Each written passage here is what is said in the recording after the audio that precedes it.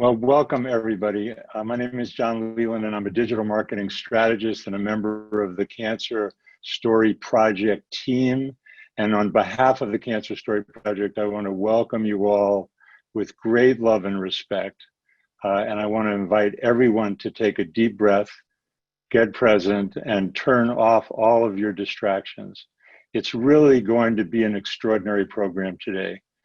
We have some of my favorite people in the world and true authorities, true visionaries who are going to really open a new conversation about cancer. This is our coming out party, if you will.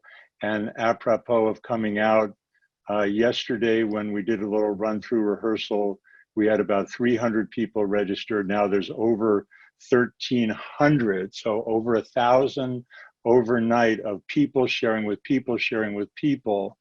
You made this happen, and by the current count, it's about 265 of us here now live, and so many other people are going to be able to watch it on the recording, and so it goes on and on. We are literally generating a new conversation about cancer. And just by quick sidelight about where we came from, I remember seeing Neil Simon's play in New York, Brighton Beach Memoirs, and it was Brooklyn in the 30s, and the character made the point that his mother would never say the word cancer. They would only whisper, cancer. They would try not to ever say it. We're not only not afraid to say it, we're telling a new, empowering, educational, transformational story about cancer. And our amazing speakers, Cheryl Buck, the founder of the Cancer Story Project, Zach Bush, MD, Lynne Twist, and Neal Rogin are going to be sharing and modeling what it means to create a new story about cancer. So let me quickly share my screen, and I'm going to tell you what we're going to do today. We're going to start out with Cheryl Buck, without whom we wouldn't be here today. It's her stand and her commitment that brought the Cancer Story Project into being. The really amazing MD, triple certified physician, Zach Bush, MD, is going to talk about what cancer really is. And he's the kind of guy that has opened my eyes, and I believe a lot of other people's eyes, about what's really going on with our world and our bodies and these diseases, from coronavirus to cancer and beyond. Then the amazing Lynne Twist, both my friend and colleague and one of the leading fundraisers and visionaries on the planet, co-founder of the Pachamama Alliance, as well as longtime member of the Hunger Project, is going to talk about what it means to generate a new conversation and how us speaking about this and you speaking about this can really make an authentic difference. And then another member of the Cancer Story Project team, Neal Rogin, a cancer survivor himself, is going to tell you his story and how cancer actually could be the best thing that ever happened. And then to him. And then we are going to ask you, if you would like to participate in the project in whatever forms appropriate for you, and then open it up for questions with this esteemed panel. So the Cancer Story Project has a mission, and that mission is to bring forth a new conversation about cancer that empowers someone who has it and the people and community around them to embrace the cancer journey in a new way. This new conversation about cancer deepens our relatedness to each other, shifts the nature of the experience from one of fear and isolation to one of love and connection, and opens the possibility of seeing new ways to heal each other, to heal our communities, and to heal the natural world. Now, I know that that's a tall order, but it is possible. And it would not have been possible, as I said, without Cheryl Buck. I was thinking about how I would introduce Cheryl, and I remembered a John Denver song that I love. And the John Denver song is called What One Man Can Do. And in this case, it's what one woman can do. So Cheryl not only is a cancer survivor, as she'll tell you, but she also made a stand. She made a commitment that the world needed a new conversation about cancer. We go back over 30 years. Cheryl and I both worked for the Hunger Project in New York City when she was a key player there. And this is the woman who is changing the world's conversation about cancer, without whom we wouldn't be here. So Cheryl, welcome, and please tell us, how did we get here? Well, thanks to everybody for being here today. This is just fantastic and exciting. My quest to understand cancer started with 2 books. The first book, Cancer Doesn't Scare Me Anymore. And that was probably 20 or 25 years ago. And my reaction was, that's crazy. But the possibility stayed with me. And the second book, Death Be Not Proud. And in that book, I found what I would do in the what I thought was unlikely event that I ever got a cancer diagnosis. Well, it happened on April 12th, 2016. I was sitting in my doctor's office and I listened to her words like carcinoma, sarcoma, small cells. And when I asked her to slow down so I could write down what she was saying, she blurted out, "You have cancer." So anyway, that's how I found out. And I was one of the 1.6 million people who were diagnosed with cancer that year. I spent the rest of that day forgetting that I had a plan and certain that I had just received a death sentence. But soon I remembered my plan. So I was really fortunate to not live in fear for too long. I was also fortunate to not be one of the 600,000 people who died from cancer that year. For the next 2 years, I carried out my treatment plan. And when I was in the home stretch, feeling great, I enrolled in a class called Being a Leader. And as participants in this course, we were each asked to come up with a project as kind of a testing ground for what we were learning about leadership. And I thought, well, what if I took on changing the conversation around cancer? And this thought was not entirely out of the blue. I worked for the Hunger Project that John mentioned, whose mission was to end chronic, it was and is, to end chronic persistent hunger in the world. The Hunger Project had a new way of looking at a global issue. And at the time, it was commonly assumed that hunger was inevitable, that there would always be hungry people. So if we were going to change or end world hunger, we would have to change the conversation around hunger first.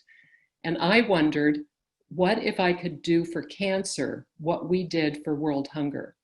And it was a bumpy road for a few months. I had chosen a very emotionally charged topic, and not everyone was happy with what I was saying. But then I had a chance meeting with a master facilitator of the design shop process, which takes on the world's most complex problems. And this wonderful man was trapped in a moving car with me in New Mexico for over an hour.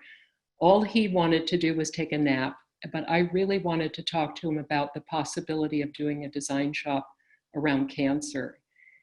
And long story short, that chance meeting resulted in a design shop conference with about 30 participants last October. I recently learned that one of the participants from the design shop, a young man named David Wenzel, passed away on the 4th of July, not too many days ago. During the design shop, David came up to me several times and he was so excited and so honored to be part of this group of amazing people and doing what we were doing to create this change in the way people talked about cancer. David had a brain tumor, and on our first day together, he had a seizure. Dr. Zach was present at the design shop and stayed with him with his hand on his back through his seizure until it was safe for David to go back to his room and go to sleep. And when David came on the second day in the morning, he made an impassioned plea for all of us to remember that, well, our heady ideas about how to change the conversation around cancer were all well and good.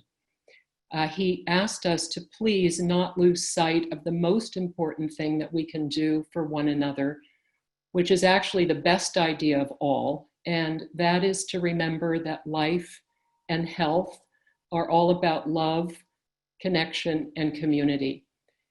What Dr. Zach so beautifully demonstrated the day before.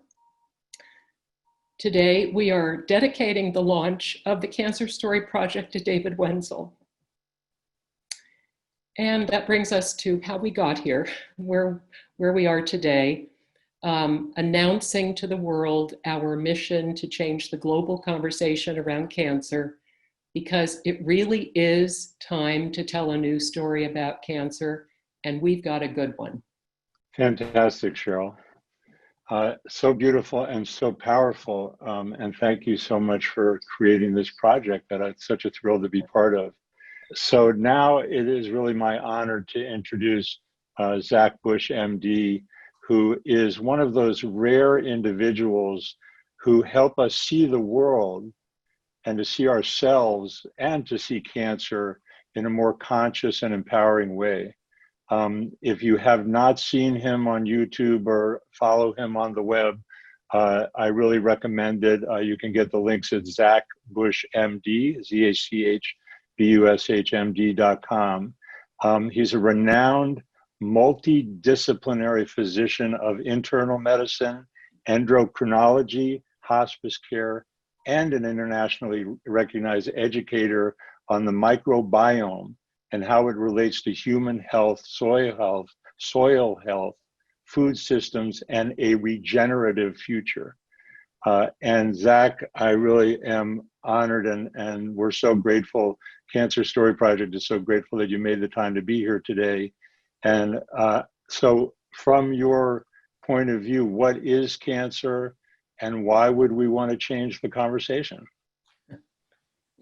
We are at a severely fascinating point in history right now. It is a very exciting point to be human, to be a scientist, to be a physician.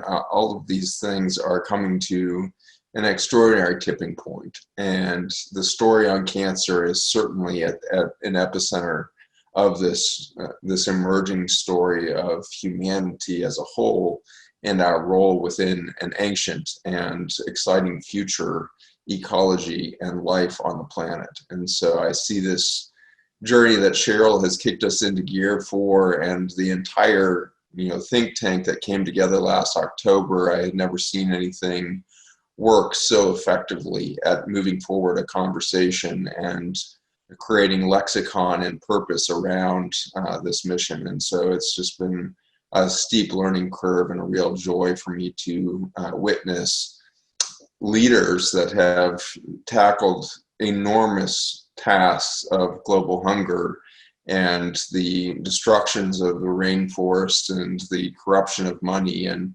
these seemingly impossible tasks have been tackled by a similar group of people over and over again. And so I just honor all of you on the steering committee and on the creation team for this, who have tackled these huge projects with a sense of joy and a sense of expectation of experience and victory. And I really do recognize that this group is understanding that much of the beauty that comes out of a mission like this is the journey itself, and it's not necessarily getting over some hurdle in the future or some arbitrary goal of accomplishment, but it's really the experience of becoming a global community and meditating on a single point in time and a single goal to experience together. And we now find ourselves, of course, at a tipping point in human history where we can foresee our own demise. We can now pattern out through mathematics and public health statistics and infertility and the rest the end of our species, and it's extraordinarily close. We could be in the next 80 to 100 years experiencing our own extinction as a symptom or result of a collapse of global ecosystems. And in that, I find my experience as a hospice physician touching on a real spark of hope and a real spark of excitement, if you will, to be alive right now, because all of us, the 7.8 billion of us who have joined the experiment of humanity today, come in at a moment where we could transform our understanding of our role on the planet and transform our understanding of who we are, not just as a community, but also at the individual level and what we are here to express as individuals within that community.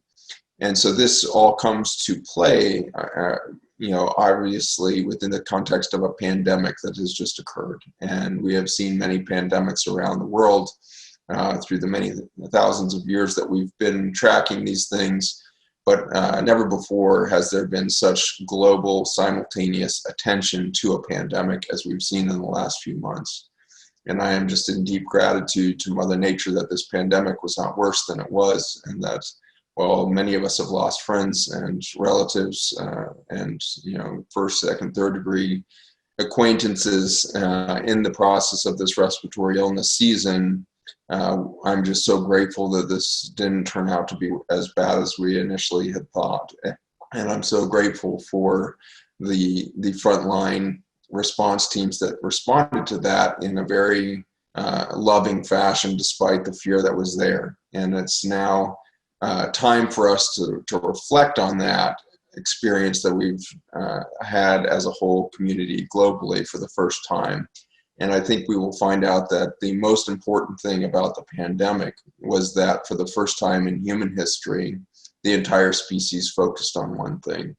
And while that one thing was fear-inducing and ultimately led to lots of paranoia and derision and division, I think that we could say that confidently for the first time, a unified focus of humanity led to a lot of the right response. We saw people all over the world making every effort to connect in new and different ways to communities that they had been estranged from or had lacked the attention to in the past, whether that was with their children, their families, or their colleagues, or high school friends, or whatever it was. We also saw people rush out into their backyards and plant gardens that had never been planted before.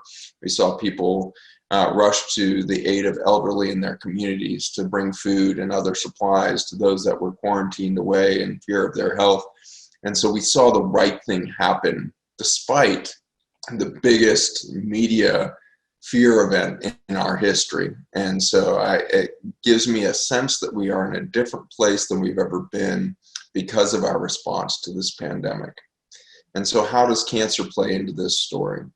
Cancer has long been recognized to be the most fear-inducing topic that we often cover in hospital systems and in clinics. And as a patient receiving the news, as Cheryl so poignantly shared with us, it can be a screeching halt to life itself. And all of the previous momentum and expectations and hopes can come to a grinding, almost brick wall kind of experience where you feel like you've been slammed by a truck, even though there's nothing physical that's changed. The wind is taken out of you, and it's all around a single word. And so the power that we have infused into this single word of cancer is what we're here to change. And it's not to eliminate it at all. It's actually to redirect that energy within that word. And it's been my humbling journey of the last 10 years to move from chemotherapy development at the University of Virginia, where I was very much steeped in the pharmaceutical model and very much pushing forward with my own agenda, that pharmaceutical model, to find new chemotherapies, to within a year, that whole paradigm collapsing in my philosophy and realizing I needed to go learn nutrition, which would take me into the soil ultimately, and to understanding big agricultural systems. That journey has taken me again and again to the bedside of patients who are either just diagnosed with or dying from or recovering from cancers. And in that experience, as we've moved from a disease attack mode of chemotherapy to a disease journey of recognition, reconciliation, and healing, I've come to find out that cancer, when directed appropriately, can be the most empowering and greatest of gifts that can happen in our lifetime. And as my patients will often say a year and a half later, that my cancer was my greatest gift, it's in the explanation of that extraordinary statement that we start to see something more profound, something deeper emerging from the human consciousness. And that deeper thing is about connectivity. People in the journey into their cancer will ultimately discover why that cancer is there. And I think that if you will empower yourself or your loved one who's been diagnosed with cancer with intuition, empower one another to say, you intuitively know why this cancer is here. Start asking yourself, why is this cancer here? What is it here to teach me? If this is the teacher in my life, how did it come to be? And again, I find that my patients can uncover extraordinary, deep truths as to how they have come to this point of a diagnosis, and how, in recognizing the source of the problem or the source of the symptom here as a cancer, they can actually transform their entire life. And in this, I believe we can start to move from a mentality of a war against cancer to an opportunity for an intuition of cancer. And when we start to intuit the meaning of cancer within us, we may find a much deeper and more profound answer to the human condition, not just to the cancer condition. And as we were working in the workshop in October, I began to show the group what we have been seeing under the microscope over the last 10 years in our labs. And it's been a just awe-inspiring journey to realize that the human biology, the human cells that would compose our bodies, complex, or 70 trillion human cells, in some 280,000 different proteins that will compose all of those cells. And it's just this extraordinary complexity on one level, but only to find out that it is dwarfed by a larger community that is necessary for the fostering and support of human health. And that community, of course, is the microbiome, the ecosystem of bacteria and fungi that are within our bodies and no longer relegated to our colon or something like that. But we now know through genomics and the study of the microbiome system-wide that every organ within the body inhabits an organic garden, fosters an ecosystem of health and nurture within it. And so as we start to undermine that biodiversity and ecology of community, we start to see the collapse of human biology. And interestingly, as you start to sterilize the human cell, it starts to cut itself off from its neighbors, and it starts to isolate.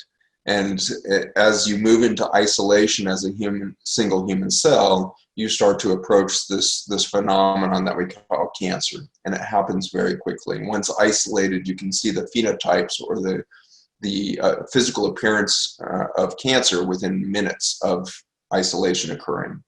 And as it turns out, the second law in thermodynamics, which is one of the most proven scientific facts that we run all of biophysics and physics and biology by, states very clearly that any system in isolation increases its chaos or entropy. And so the second law of thermodynamics tells us something about the human condition. When in isolation, we create chaos. And I would say that we have done this on the population level as a species. We have isolated ourselves. And the thing that we have isolated ourselves from is Mother Nature herself. If you look up the word nature, it says that it is the trees, the animals, and everything outside of the human experience. And so outside of the human experience is this great nature out there. And so we wrote ourselves out of the definition of nature, which was a foolish isolation event and a massive mistake. And at the tissue level, we see that leading to the phenomenon of cancer. But as the human level, I think we find out that we have become the cancer on the planet through that isolation. We create entropy, we create this devastating effect of consumption and destruction on the planet around us. And so it is an opportunity for us now to reconnect at the cellular level, to overcome and stop the war against cancer and realize a future of connectivity at the cellular level, which then leads us into the opportunity for connectivity at the global level. And our population, our whole species, could become the solution for the future rather than its problem. Cancer as an opportunity. Who thought that was possible? Thank you so much, Zach. It's really so much to think about. But we really are living in a different environment today. There's no question about it. And cancer is a big part of that. Thank you so much. And we're going to continue to come back to you again and again over time, but particularly today during the Q&A period, I know. But now I get to introduce one of my other favorite people on the planet and a true colleague and an amazing friend. Lynne Twist is best known for her amazing book, The Soul of Money, Transforming Your Relationship with Money and Life. She's also one of the true guiding lights in the world of nonprofit fundraising. For over 40 years, she's worked with over 100,000 people in 50 countries. And a recognized global visionary. She's the recipient of the prestigious Woman of Distinction Award from the United Nations. But full disclosure, I also want to tell you that I work with her in the Soul of Money Institute doing social media and digital marketing, and have worked with her over decades, going back to the Hunger Project days in New York, and was privileged to go with her as a videographer to West Africa. And I'll never forget the day, Lynn, that we were in Senegal with some of the most resource poor people you can imagine. And you walked into this circle of African villagers and explained that we were there as global citizens, not to do charity, but to partner with them and to collaborate with them. And it was an eye-opening experience for me. And so in a way, that's who you'll always be for me, is a global citizen that showed me the possibility of global citizenship. So we want to refer you back to the Hunger Project days, because as Cheryl said, the Hunger Project was about an idea whose time has come. We're now coming up on, I think it's 450 people in the live room with us. And there is now this opportunity to create a new conversation about cancer using some of the principles that Zach just laid out. So what does it mean to change a conversation? And how can we learn from what you've been through, and what kind of a difference can changing a conversation make? Well, thank you, John, and thank you, Zach, and thank you, Cheryl, and thank you everyone who's part of this. It's such a thrill to apply what we've learned through many years with the Hunger Project to the topic of cancer. And I'll just say a kind of by and large statement that I want to make is that I want to assert, or have you all consider, that you actually don't live in your life the way you think you do. You don't actually live in your job or your community or your marriage or your relationship or your city or country or world the way you think you do, the way we think we do. We live actually in the conversation we have about our life. We live in the conversation we have about our relationship. We live in the conversation we have about our job, the conversation we have about our community, the conversation we have about the world. And although we're all here, probably all 450 or 500 of us almost now, to make the world a better place, yes, that's definitely the job. But we don't have total power to change the world the way we would like to, or to change your relationship, or to change your community the way we would like to. But we have absolute omnipotence over the conversation we have about our lives, over the conversation we have about the world. And our actions are derived from the way the world shows up for us, the way it occurs for us. And the way it occurs for us is often rooted in the conversation we're living inside of. So that's sort of a framing for what I want to say about how to shape or change or transform a conversation. A conversation for fear actually reverberates physically in your body and has you take actions that are consistent with that experience of fear and that conversation. And sometimes it's totally appropriate to be fearful. I'm not saying that we won't have fear, but at a certain point, to actually get senior to fear, get senior to a situation, get senior to a set of circumstances, one of the most powerful levers and dials that we can apply is to really look at what is the conversation we're living in. And one of the most powerful assets or distinctions is a little bit more accurate that the Hunger Project used and still does use is the distinction of conversation to shift the context in which something lives, to shift the frame, to shift the relationship. When we began working on hunger and poverty way back in 1997, hunger was considered totally inevitable, a hopeless, inevitable problem of the human condition, and that all you could do was relieve the suffering. You couldn't really ever end world hunger, and no one ever said that. But then the Hunger Project was born and began a conversation to end world hunger. After doing a lot of research to see whether or not it was actually possible, it became absolutely clear that we had more food than we need on this planet, that it was not only possible to end hunger, but what was missing was a commitment to end it. And once you work on a problem with a commitment to end it, it shows up completely differently to you. You take completely different actions. You relate to it in a completely different way. And so in many ways, the conversation that the Hunger Project generated to end world hunger and make ending world hunger an idea whose time has come, using the phrase from Victor Hugo, nothing is as powerful as an idea whose time has come.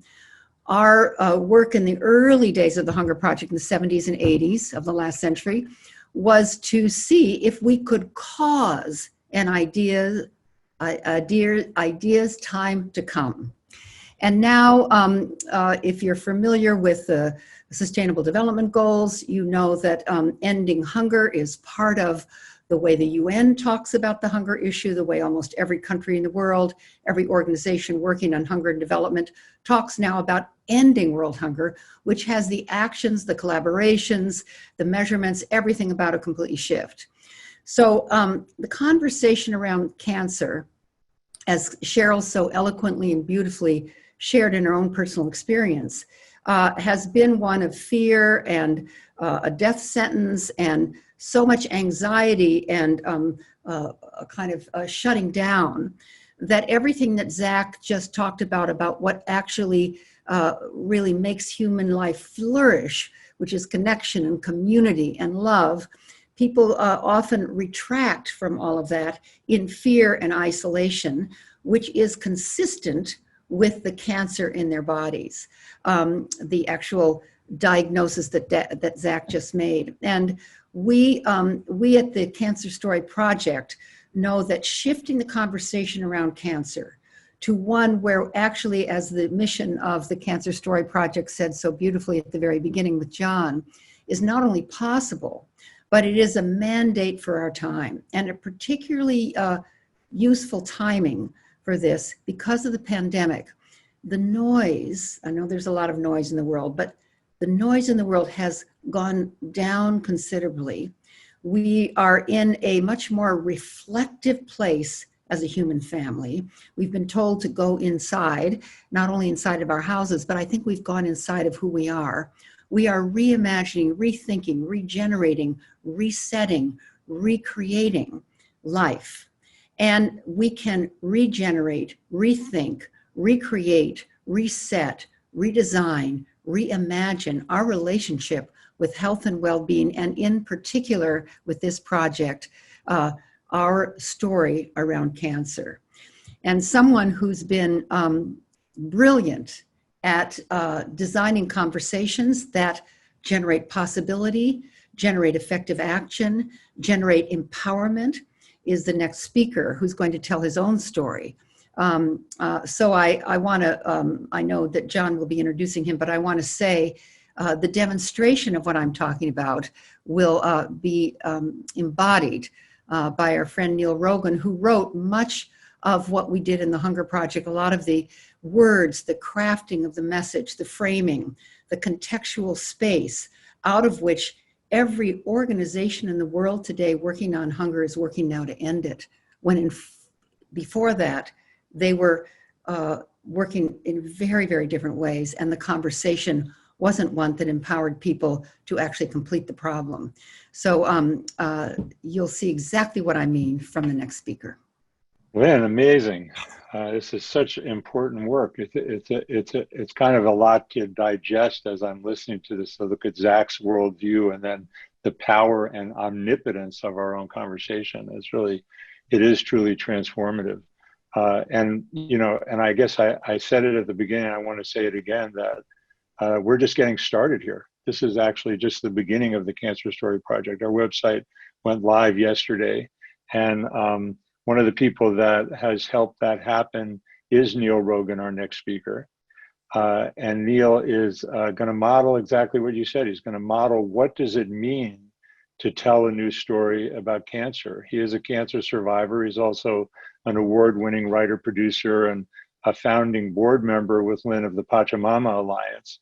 I also think of him like a spiritual brother from the Big Mother, because we've been on the spiritual path together for many years.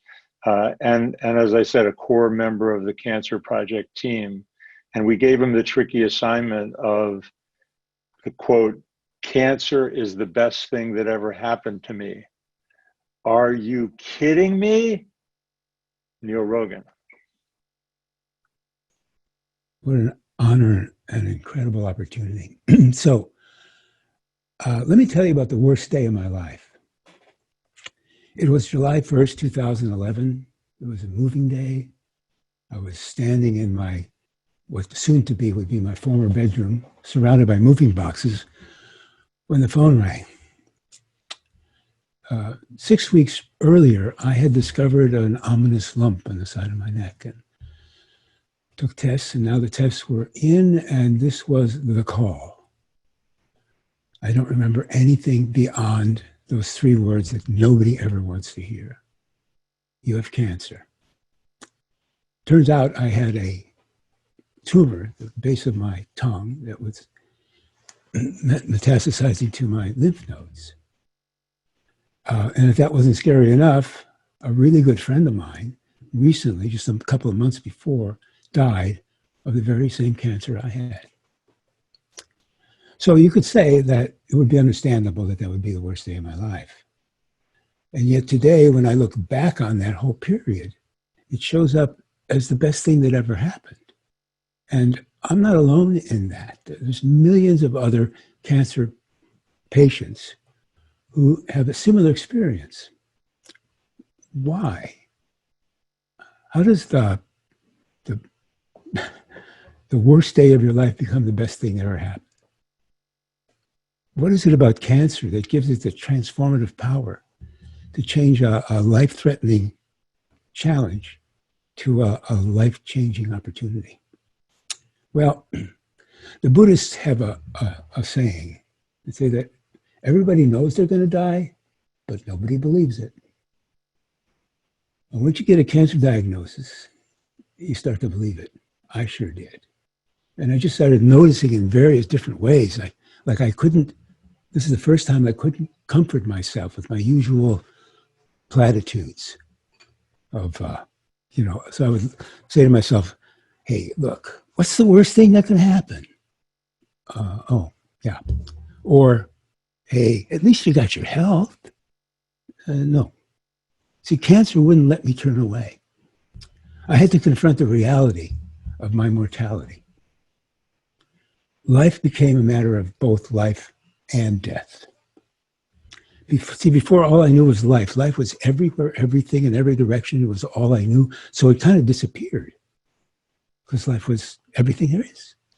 Now suddenly there was an edge to life.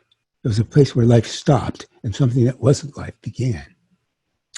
And suddenly my life stopped being everything and disappeared and became very real and kind of like a beautiful jewel, a beautiful, shining, perfect jewel that was on a black velvet pillow.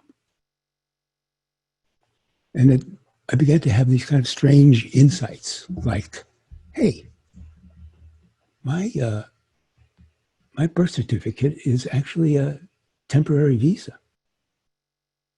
I'm kind of just passing through. So I don't want to miss anything. I was given the same treatment choices that everybody who has cancer gets. Do you want to be burned, poisoned, or cut? I picked burning. So I had to endure 5-day sessions a week of radiation for 7 weeks. And during that time, I had a lot of time to ponder and think. And in the middle of this process of radiation, I felt like it was kind of like a trial by fire, or kind of a rite of passage. And I also read about this pine cone of the lodgepole pine, which doesn't germinate unless it's been burned in a fire. That's what releases all its potential. So it's interesting. And so it's been now more than 9 years. So I can safely say that I'm not going to die from this. I'm going to die from something else. So my my life has become this really great book that I hope never ends. You know, like, but I notice that the pages are getting, they're beginning to reduce, they're dwindling, and so I know it's inevitable. So I pledge to cherish every page, every paragraph, every sentence, every word, and to take advantage and to not miss a second of this beautiful thing. It's called my life. What a story. After I finished my treatments, I returned to one of my favorite places on earth, which is the Burning Man Festival in the Nevada desert. And I was hanging out at this place called the Center Camp. Center Camp is like a community center. And I was looking around, and I looked, and then I looked out, and in the doorway, there he was. It was death, the Grim Reaper. But I'm talking about like a Hollywood style, really believable Grim Reaper. And so I was staring at his costume and looking at me. He turned and he caught me looking at him. And then he just kind of raised his hand and pointed to me. And he went, and I had to go to him. And he enfolded me. I could hear him breathing. And he put his bony hands on my shoulders. And he held me at arm's length. And he looked at me and said, "See you later." Well, not today, my friend. Not today. I want to leave you with something. A dear friend of ours lost her mother recently, and I was moved to write to her, and this is what came out, and I want to share it with you.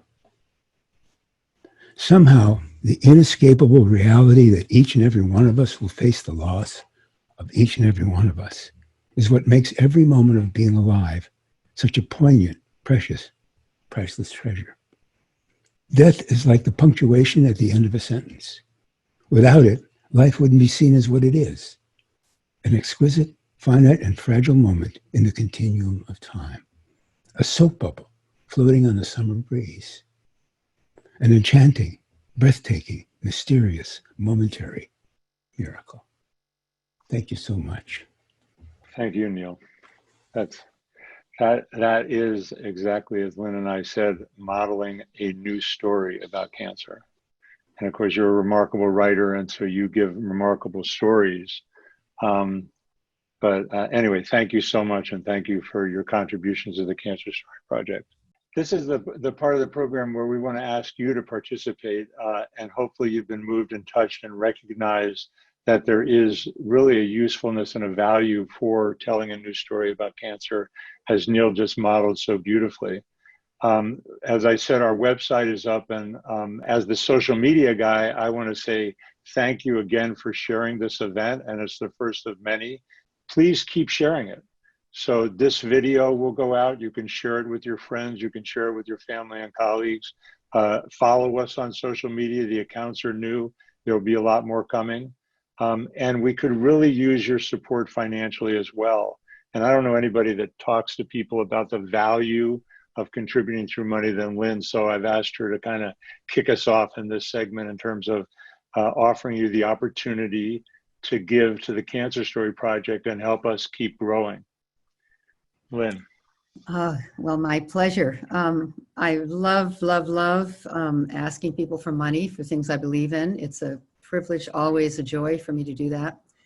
And why I love doing that is because I feel that everyone has the opportunity to facilitate the reallocation of the world's financial resources away from fear, away from overconsumption, away from destruction of the environment, away from militarization, away from weaponry, which is where so much of our money is going, and facilitate the reallocation of those resources to that which we love, the health and well-being of ourselves and our families, the health and well-being of our communities, the health and well-being of our environment, our planet, and the health and well-being of all children of all species for all time. So for me, asking for money, or really sacred fundraising, is inviting people to look at this currency that comes through your life that we call money as an energy that can carry our love, our commitment, our joy, our intentionality, our courage, or it can carry our fear, our anxiety, our worry, what divides us. Money is innocent, but as a currency or as a current, just like water, it carries what we intend to use it for. And when you think about the Cancer Story Project and what this could do if this new conversation, this new narrative began to ripple through the world in every sector so that people would see the opportunity, the privilege of allowing the connectivity that is necessary and powerful and important for healing to be part of what a cancer diagnosis is calling for, and that the money that we contribute to make that story happen is in fact consistent with that story. So we love, we being at the Soul Money Institute, we love designing fundraising that's consistent with the actual project that we're fundraising for. And for me, for the 500 people that are on this call, to make some contribution, to be seed contributors, to be the first financial partners, to be the people who launch financially with your $500, your $100, your $1,000, your $50, to put this project into the world, to do it with love, to do it with commitment, and to make the money begin this conversation by carrying your intentionality through the currency or the current of money is the way to get this thing underway. So I invite you to go to the website that John put on the screen, to click on it, to get yourself registered for this project, be one of the people that's part of getting all the information, and you can be a carrier, you can be part of the current, not only the financial currency of this conversation, but then you'll be one of the people that it's flowing through and flowing from, both in the way you speak and the way you speak with your financial resources. So I invite you to make a donation right now. I can see on the screen, click donate. I'm going to do it myself right now to model how fun it is. Okay, over to you, John. And back to Zach. Zach, did you want to add something in this department? I just wanted to reflect a little bit on money as an energy source, and what I've seen in the chemotherapy development world, the medical world at whole, is there's, for consumers and economists around the world, it seems like the most, massive juggernaut of economic momentum is tied up in this pharmaceutical model that we've created. And we are certainly spending, $33.7 trillion a year in the United States alone for this mission. But to kind of dominate global, dialogue around disease and its efforts. And so for all of us listening on right now, that can seem like just this astronomical number. It seems too big to fight. But my observation has been over and over again. I left, University of Virginia. Our Department of Medicine generated about $100 million a year with about 1,100 doctors and research and everything else we're doing. And I left and I started a little clinic in rural Virginia and with cash in my 401k. I had $10,000. So the $10,000 against the 100 million is how it felt. And I felt like this, little pea that was quickly running out of money out in the countryside. But what I was witnessing almost immediately was I had never, as a physician, experienced the power that I was able to wield when I just sat and listened to a patient. And so my point is that if you have a very small mustard seed of money and you put that behind truth, the impact that you will have is so exponential beyond what the mega dollars will do against a destructive and consumptive economy. And so I just want to embolden all of us that the $50, the $100, well, those might seem like too small of a dollar amount to change the entire story of cancer that's being, really consolidated and supported and pushed forward by this $3.5 trillion industry.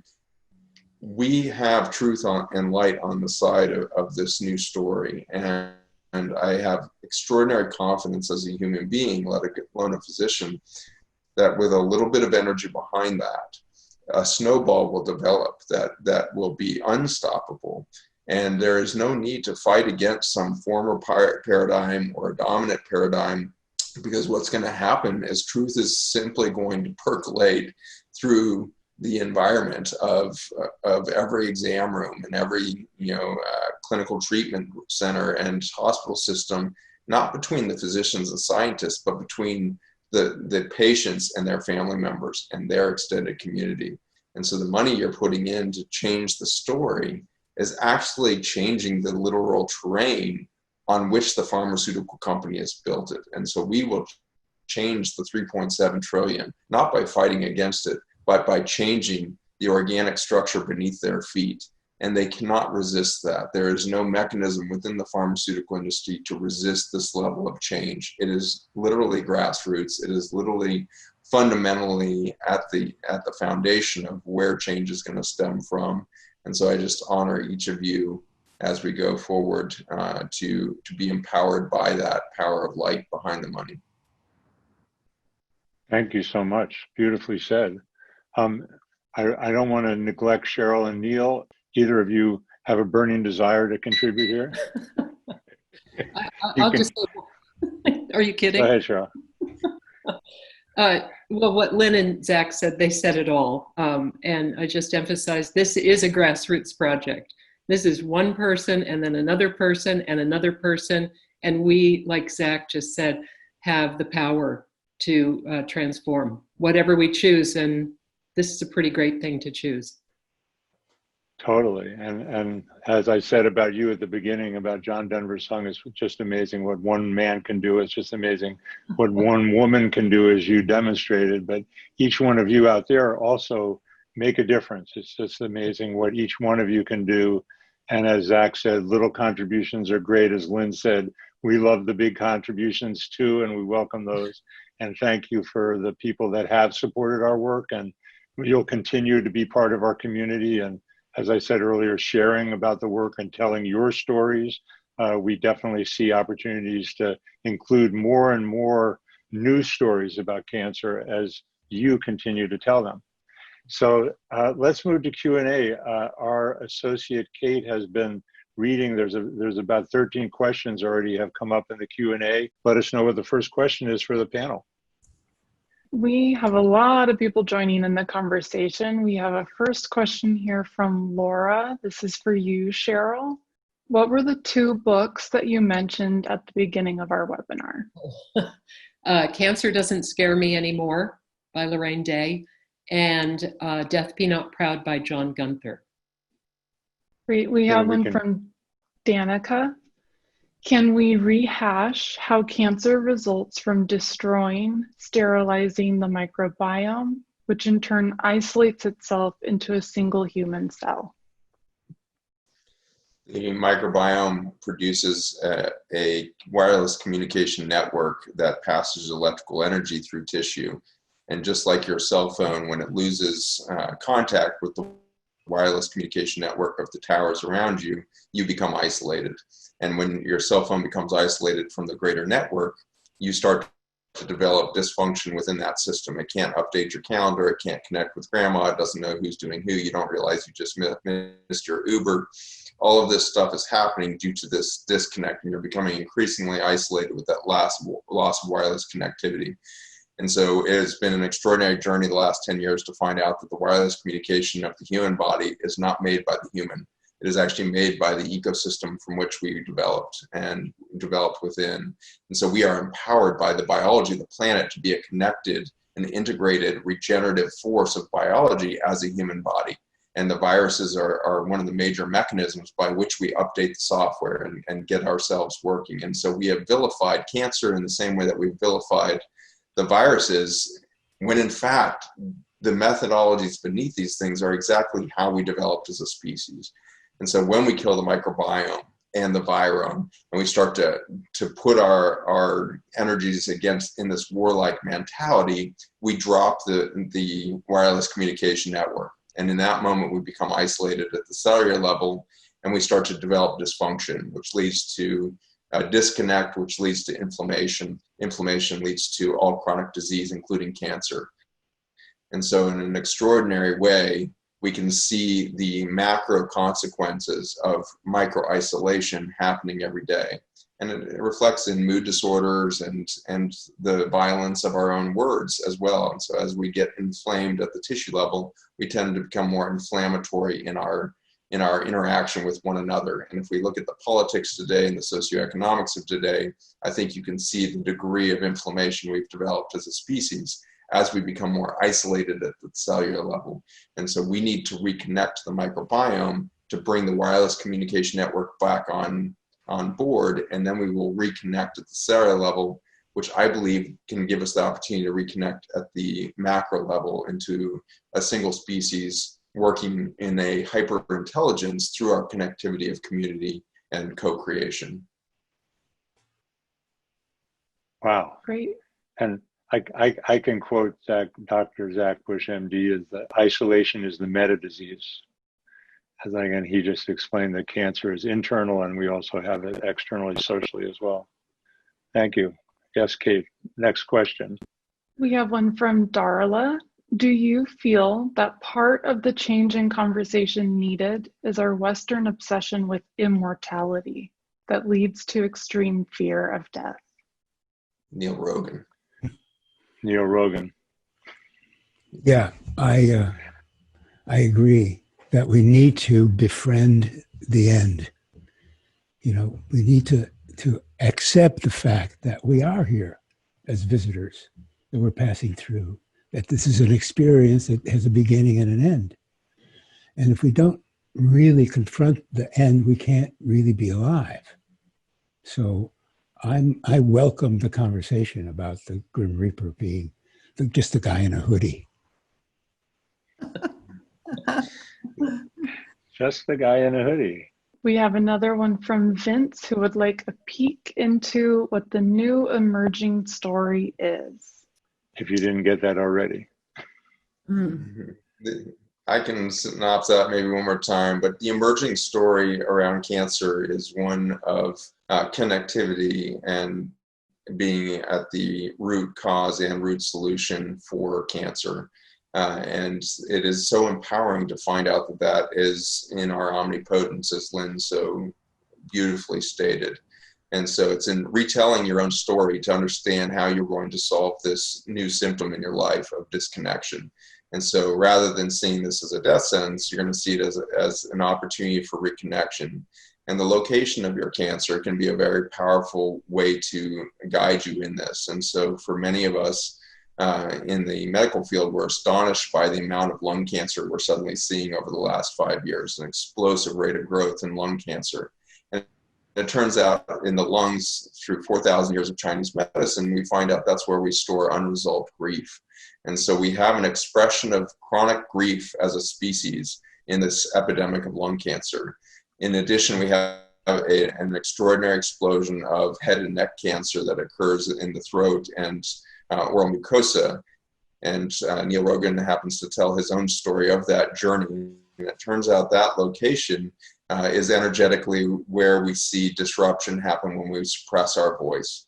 And so there's signs that the humanity is being suppressed at the voice level to be unable to express our grief. And for that, we develop cancers of the lungs and the head and neck. And so in the understanding that when a cancer occurs and you have the opportunity to then go ask, what does that organ system represent in the way in which I carry my stress and the way in which I must manifest disconnection to have a cancer in that space? The emerging story of cancer is this is your opportunity to reconnect and tell a story that is much deeper than this moment of cancer, and maybe is deeper than the story of your own life, and maybe is a story actually of the human condition, of a silenced voice, of an oppressed being, of an oppressed emotional, sensual entity or spirit. And what are you going to do when you release that?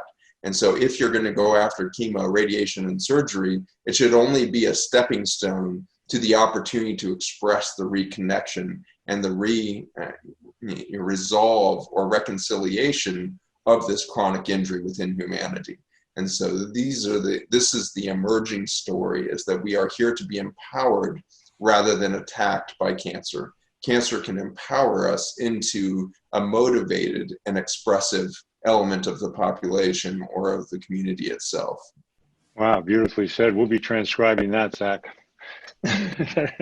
Those are really powerful words about what the new story is. I think the next question. Okay, Michael is curious, what forces would be threatened by a new conversation on cancer? I don't know if I can answer that question as well as Zach, but cancer's an industry now, a huge multi-zillion dollar industry with research centers and hospitals and huge grants. And it's actually, I remember when we first started working on hunger, the organizations working on hunger needed the hungry people, the hungry child with flies in their eyes and bloated bellies in order to fundraise for their work to alleviate the suffering. They needed the suffering to alleviate the suffering. In other words, they were almost addicted to the images of starving children in order to raise the money to help the starving children. And there's something about the cancer industry that's very similar to that. It's almost as if the industry is so huge now and actually financing so many thousands and thousands and thousands of institutions and research centers and clinicians and doctors that the conversation we're having now may be somewhat threatening to that huge behemoth, I'll say. I don't know, Zach, do you have something to say about that? I think that's right, spot on. And I think a deeper opportunity that we have is to recognize that the same chemical companies that are dictating our pharmaceutical, mandates and belief systems and stories are the same ones that are growing our food now. And so the same chemical industry that's creating your food is creating the medicine on the backside of your food that's needed. And so as we eliminate the medicine from the food through herbicides and pesticides, we can sell that back to you. And that's literally what we do. I used to do this. And so when I was creating chemotherapy, I was working with a vitamin A compound that kills cancer that is now depleted in food because of poor soil quality.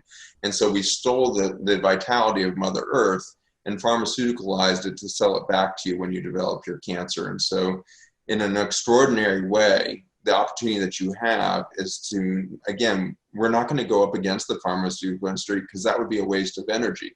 It's fighting a fight that they can only win because we just stepped into their playground. What we can do instead is recognize that by being a connected, reconnected, reconciled community on the global level, we can provide for ourselves again.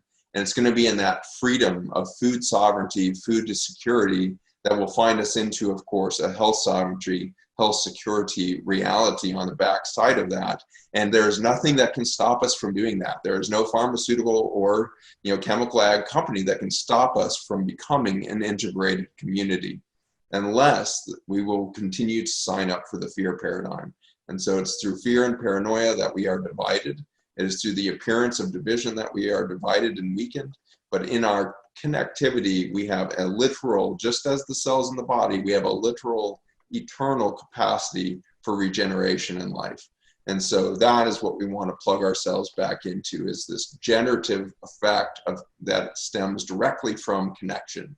And so what we are doing with the Cancer Story Project, I believe, is another echo of what's going on at the other nonprofits that so many of us work at, whether it be the Hunger Project or the Pachamama. It's all about community at every level. And if you've ever tried to solve anything without community, you have failed in your mission, because ultimately it is only through the understanding and education and co-creation of that community that we will find that endpoint. So I think it's almost something we don't even have to worry about. Who will be challenged by this effort? It's irrelevant. We're going to make their argument irrelevant. We're going to make their role a passé. Of course, we're going to reach a point in 50 years, if we survive as a species, to look back on an era of chemotherapy and radiation surgery and think, how did we think that was the solution? There's never been a cancer in the history of mankind that was caused by a lack of chemotherapy. How did we think that was the solution?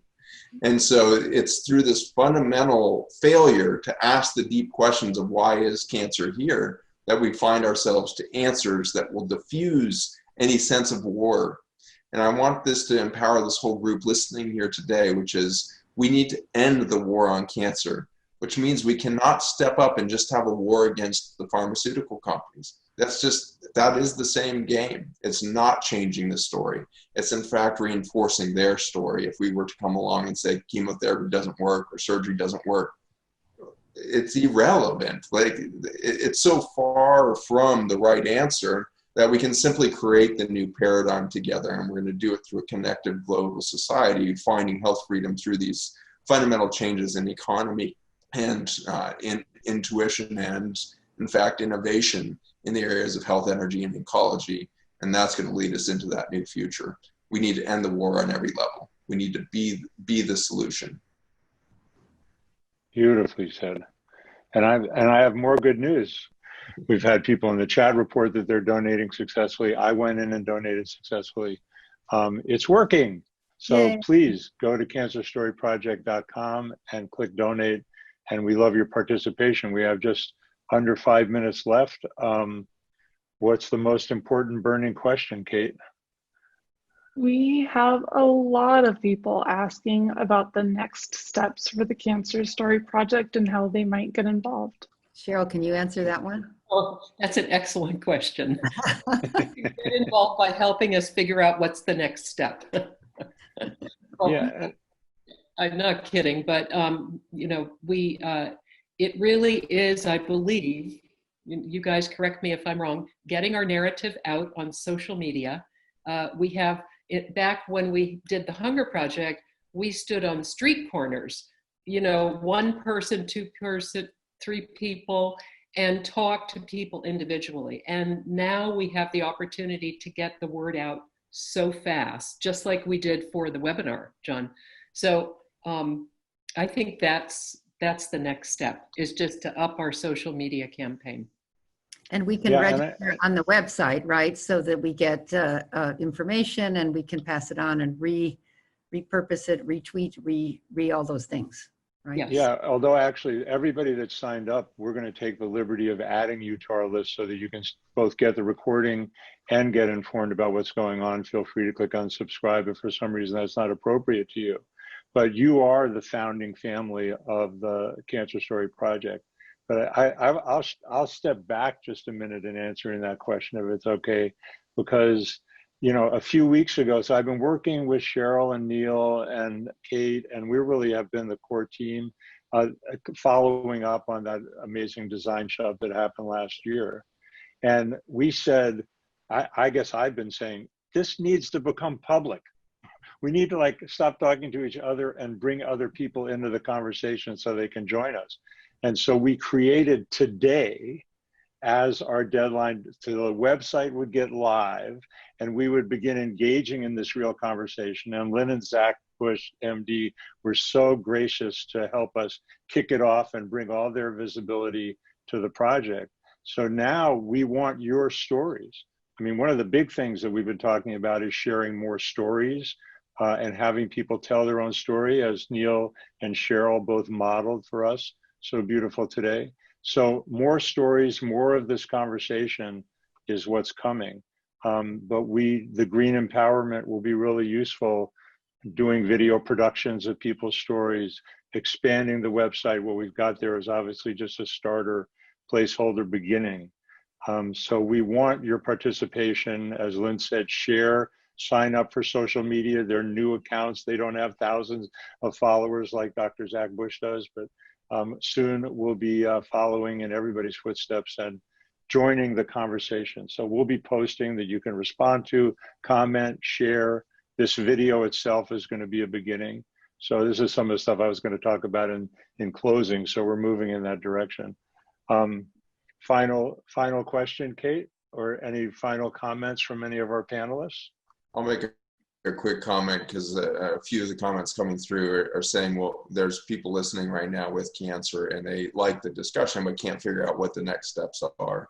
And so I would say that the simple next steps is to meditate on the word connectivity in your life and really find where you are disconnected. And one of these major areas I'm very confident is going to be in nature. And so thinking about starting to change your day to be integrated into nature, wake up in the morning, be in a state of gratitude, move outside quickly, regardless of the weather, and experience the weather in that moment. Is it a cold rain falling? Is it a fresh sunshine coming up? What is nature telling you that morning? And then start to engage nature in every single element of your day. In that, you're going to repopulate your body of the microbiome that you were missing to give you the vulnerabilities of disconnect that you have. But in that journey, you need to figure out why the cancer showed up where it is. And so look into the story of connectivity or disconnectivity or resolved or unresolved emotion in the space of your cancer, and start to intuit and ask yourself the truth that is from within you.